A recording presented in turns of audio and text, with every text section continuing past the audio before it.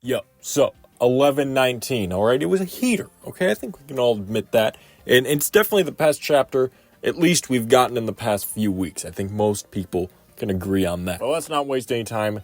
Let's just go over the shit. So, 11:19 chapter is titled Emeth, or Emeth. What could that possibly mean? Maybe like e-cigarettes, e-meth? Like, you know what I'm saying? We did see Bonnie go Gear 5 last chapter, so it wouldn't be too out of line for her and Luffy to go on a little bender, get their fucking Walter White on while in Gear 5. Okay? That's not too far off from reality. Some more Stussy and Kaku shit. I'm not gonna lie, Kaku is kind of a fucking real one. And he kind of, sort of, has always been. Like, I wish he wouldn't have gotten cursed with the goddamn giraffe fruit. Like, come the fuck on. He'd be so goated if he had something just better. Like, I think way more people would come around with him and fuck with him if his giraffe form didn't just suck complete cock. We see Luffy and Bonnie going fucking nuts in their Gear 5 forms, and the Giants are all fanboying. It's a sight to behold, that is for sure.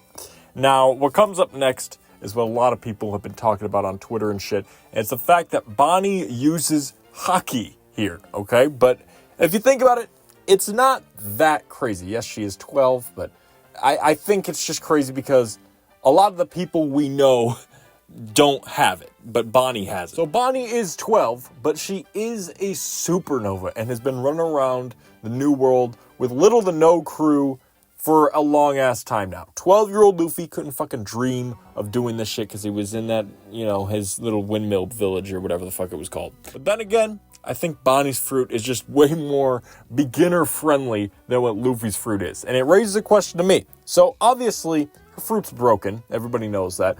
But does her genetic background got anything to do with this? She is half Celestial Dragon, possibly even half Gorsei. That might be a stretch, but she's definitely half Celestial Dragon. So maybe that could play a role in why she's so fucking special. But then again, maybe not. I might be looking too deep into this shit, but I would like Bonnie's half Celestial Dragon side to come up at some point and be relevant, because it has pretty much never been mentioned, really. It's more so just been very, very heavily insinuated. But anyway, Luffy sends Mars fucking flying in the most ridiculous way possible. I think that's the last we'll see of him this arc, and I think he's down for the count. He had a pretty good-ass run, though. He's a top 3 Gorsei for me. That's not saying a whole lot because there's only 5, but he's not the worst and he's not the second worst. And this last page here is pretty goddamn eventful, just like every panel here has something to talk about. So Warikiri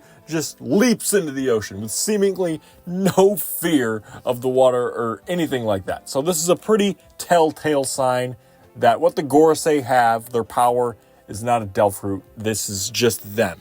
And just look how fucking massive he is. Whenever I see the scale of the Gorsei, I'm always shocked how fucking big they are. Like, Saturn initially was nothing crazy. Like, he seemed like a hybrid Kaido, like a bit bigger hybrid Kaido, But he is dwarfed by every other Gorsei member.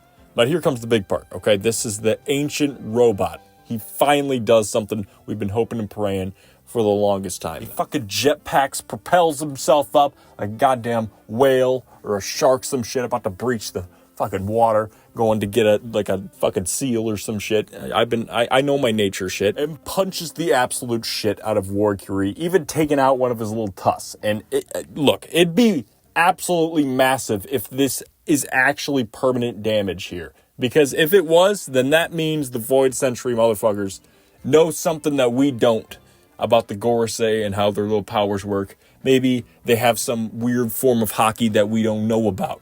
Something like that. I don't know. I might be cooking, I might not. And then we get something pretty monumental. So the dialogue here, it's not made super obvious, but this is fucking Joy Boy speaking. We're getting Joy Boy dialogue and lines here. Like, not Luffy Joy Boy, Void Century Joy Boy. That's fucking nuts. And he is saying, listen up, Emeth. The time is now. So Emeth is the robot. That's his name, okay? His name is an ancient robot. It's Emeth.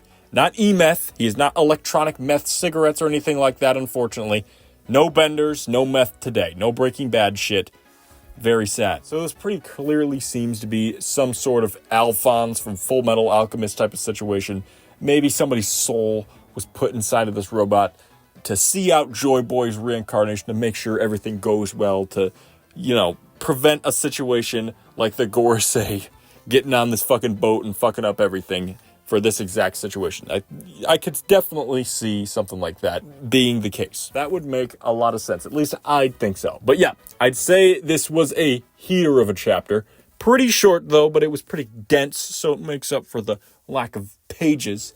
Break next week, so ass video is coming out. Can't wait to see what the fuck kind of dog shit I cook up. But yeah.